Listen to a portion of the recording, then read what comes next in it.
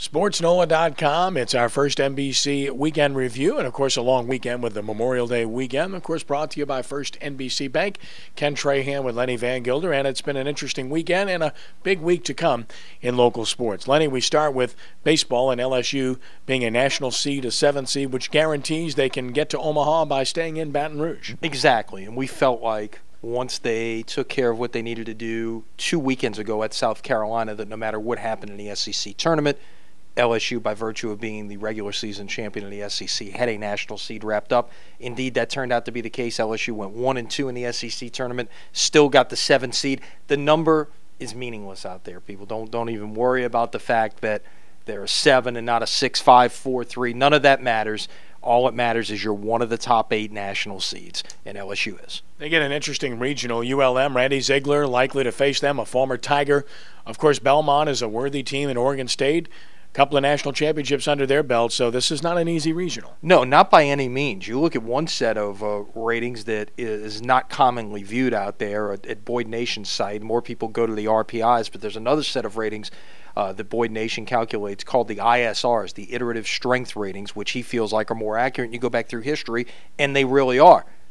That set of ratings has Oregon State ranked ahead of LSU. That'll give you an idea of just what the Tigers might be facing this week. A very good number 2 seed coming here. Of course, a team that had to travel thousands of miles to get to Baton Rouge. Definite advantage for LSU. They're paired with Miami in their regional for the super regional round, which means probably either the Hurricanes or Central Florida, who's very good. Well, don't rule out Missouri State in that one either. They're a very good team, but it's a deep Miami regional, not a clear standout. Miami was clearly the 16th and last team to get a 1 seed in a host spot.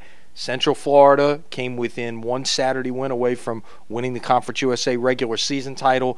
Missouri State's an outstanding team. The Missouri Valley had a great year this year. So really any one of those 3 teams, it wouldn't surprise me if they ended up in Baton Rouge next weekend, assuming LSU can advance. We mentioned ULM in, but Southeastern and Tulane out. Southeastern may have been a little bit closer, but not close enough, and Tulane really wasn't on the radar screen of the selection committee. No, and what it comes down to at the end of the day with both of them is RPIs, and you can look at it a couple of different ways. With Southeastern, their league probably dragged them down. It's the Southland ranked 14th in terms of league strength, although 2 of their teams did get in.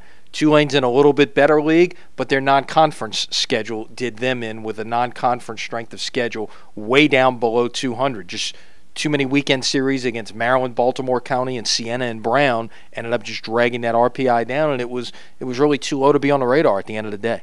Saints back at OTAs this week. One opportunity for the media last week, and they're coming few and far between by design. It's the way the Saints want it.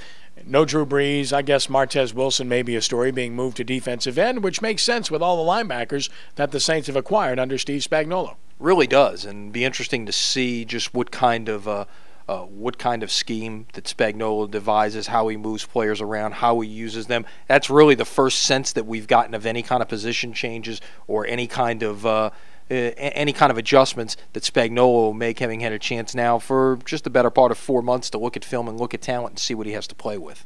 NBA draft lottery, of course, Wednesday evening, and the Hornets will find out just how good their first pick will be. Yeah. All about the luck, I guess. Keep your fingers crossed, and maybe the Hornets with, a little bit better than maybe a 1-in-7 chance of landing the number 1 pick. We'll see how it all plays out on Wednesday night, and maybe the right ping pong ball comes out of the hopper. Well, you could end up with a Kentucky player. That's a fairly good bet, given the circumstances of guys that the Hornets like and who might be there, when, and where. Stay tuned for that. And, of course, a busy week to come with the regional in Baton Rouge.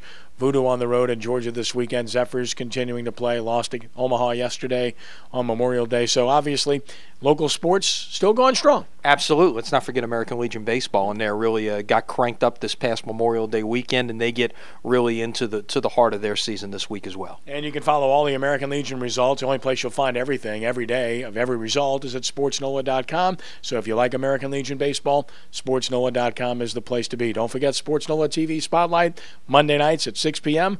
Won't want to miss that as we profile some former Saints players. I know you will enjoy it. Lenny, as always, a pleasure. Have a great week, Ken. All right, that's our first NBC weekend review and week preview. And for SportsNOLA.com, I'm Ken Trahan.